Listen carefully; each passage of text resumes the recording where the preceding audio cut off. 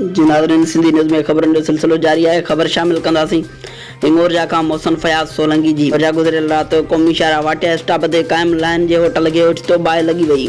मक़ामी माण्हुनि रज़ाकारनि पंहिंजी मदद पाण तहत बाहि विसाए वरिती।